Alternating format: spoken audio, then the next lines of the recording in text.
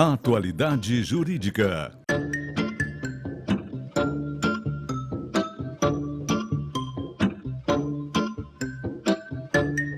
Com Odilon Garcia Júnior e Ivone Garcia. Está no ar mais um Atualidade Jurídica e hoje nós vamos falar de auxílio acidente. Para isso estão conosco aqui a doutora Jane Silva e o doutor Odilon Garcia Júnior. Doutor Odilon, eu acho que a gente pode fazer uma introduçãozinha falando um pouquinho desse assunto tão importante aí na área do trabalho, não é isso? Sim. Obrigado, Guaraci, por mais uma oportunidade de convite para participar do teu programa. E hoje a gente vai trazer aqui um tema muito interessante e que, infelizmente, poucos segurados e seguradas conhecem que tem esse direito ao auxílio acidente. Né? Isso é muito importante que a gente venha aqui conceituar isso e dizer o que a legislação permite, né? E para isso nós vamos contar hoje com os conhecimentos da doutora Jane. E quais são as regras também para isso, né? Quais são as regras, as circunstâncias de concessão desse tipo de benefício. Que beleza. Vamos lá então, doutora Jane. Por favor, o que é auxílio acidente?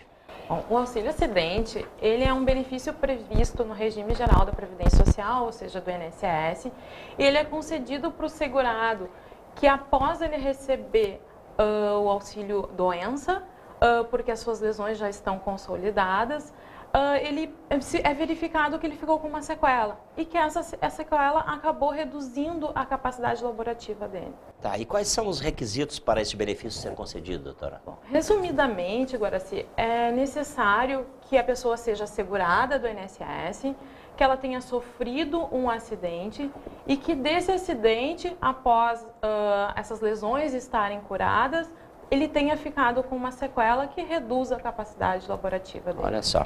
Então eu vou lhe pedir que explique um pouquinho melhor, né, quais são esses acidentes que ensejam essa concessão deste benefício, doutora. Primeiramente, a nossa legislação, ela previa que somente os acidentes que fossem decorrência de acidente do trabalho, eles seriam abrangidos por esse benefício.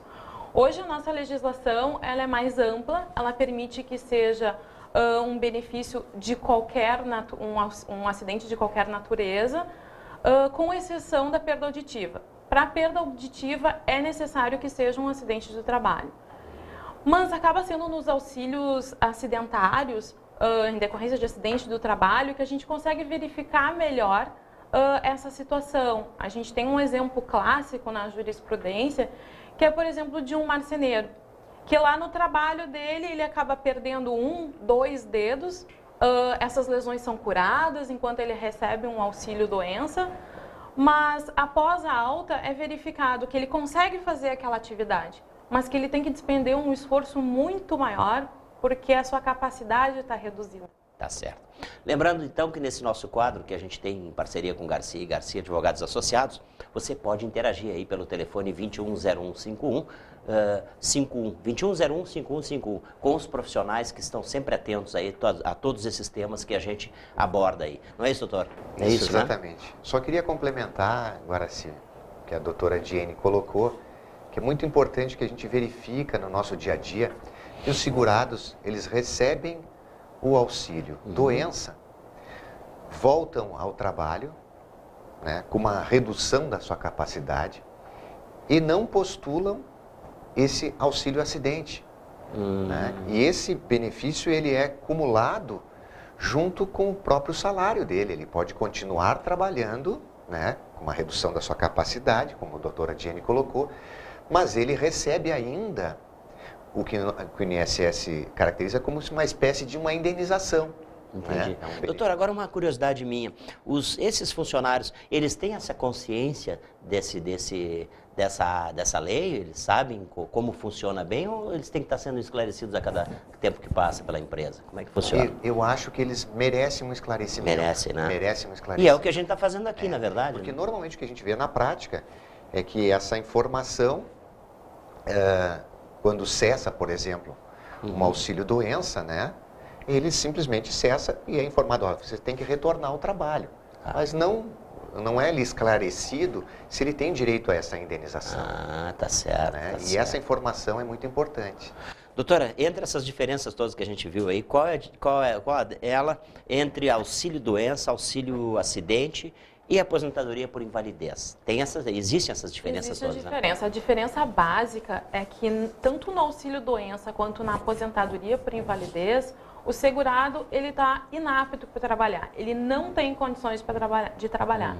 Mas no auxílio-acidente, ele tem condições de trabalhar, é requisito que ele esteja trabalhando, mas ele tem uma diminuição da sua capacidade para fazer aquelas atividades que ele habitualmente faz. Claro. Qual é o valor desse benefício?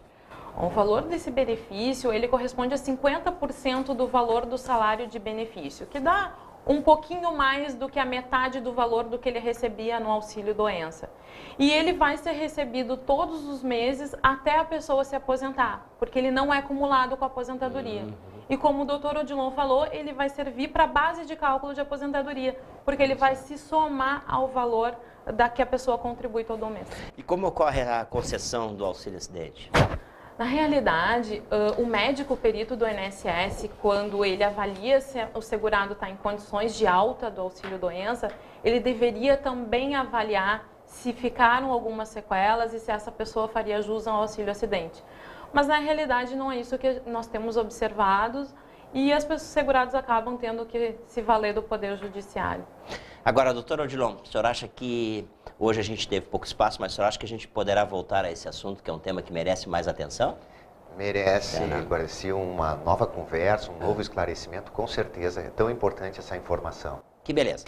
Esse foi então o nosso Atualidade Jurídica de hoje. A gente falou sobre auxílio-acidente com a doutora Jane Silva e o doutor Odilon Garcia Júnior. Lembrando que os profissionais do Garcia Advogados Associados estão à sua disposição aí pelo telefone 2101-5151. Qualquer dúvida que vocês tiverem, entre em contato por esse telefone que está no nosso rodapé do vídeo aí, ok? Ok, doutora, é isso? Ok, doutora? Ok, muito obrigado. Vamos ao intervalo comercial, em seguida a gente volta. Até já. Oferecimento Garcia e Garcia Advogados Associados.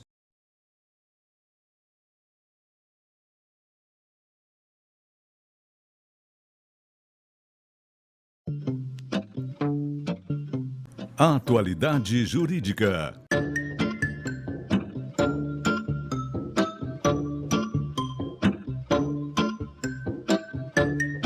Com Odilon Garcia Júnior e Ivone Garcia. Estamos chegando com mais uma Atualidade Jurídica e hoje nós vamos falar de abandono afetivo. Para isso estão conosco aqui a doutora Sabrina Moleta e o doutor Odilon Garcia Júnior. Lembrando que você tiver qualquer dúvida, pode esclarecer pelo 2101-5151. Doutor Odilon, abandono afetivo. Esclareça um pouquinho para nós que tema é esse tão importante que a gente vai debater agora.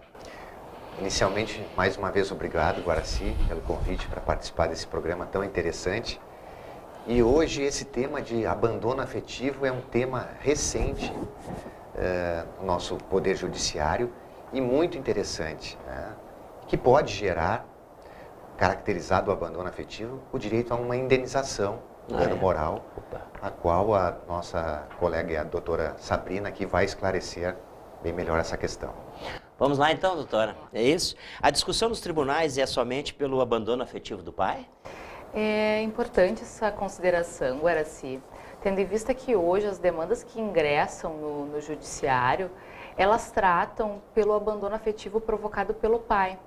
Mas nada impede que as mães sejam responsabilizadas por esse dano e seja onde as mesmas regras são aplicadas da reparação civil para com os pais, né? Doutora Sabrina, quais são os deveres que são violados para ensejar a reparação?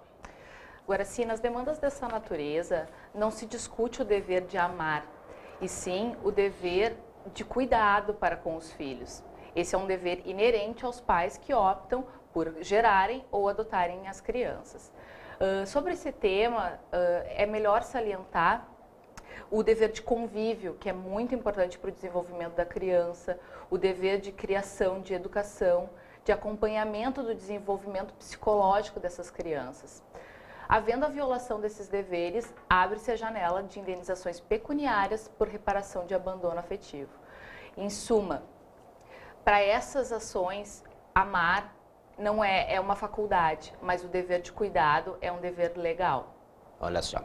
Doutor Odilon, eu tenho sempre repetido aí para os nossos telespectadores que estão nos assistindo que vocês são especializados nesses temas que a gente debate, né?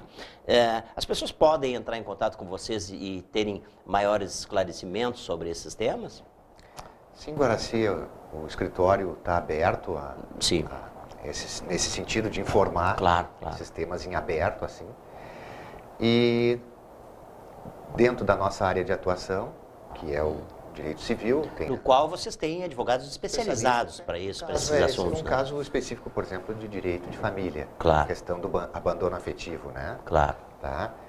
E estamos preparados aí. se Com tiver certeza. Tem uma questão. Qualquer dúvida poderão então entrar em contato pelo telefone 2101-5151. Voltando então, doutora Sabrina, a gente pode perguntar se existe algum prazo para a propositura dessa ação? Sim, Guaraci, existe. O prazo estabelecido pelo novo Código Civil é de 3 anos. Esse prazo ele começa a fluir da maioridade ou se o filho menor com a perda do poder familiar dos genitores ou dos adotantes. Isso porque não corre prescrição entre ascendentes e descendentes, ou seja, pais com filhos, em vigência do poder familiar.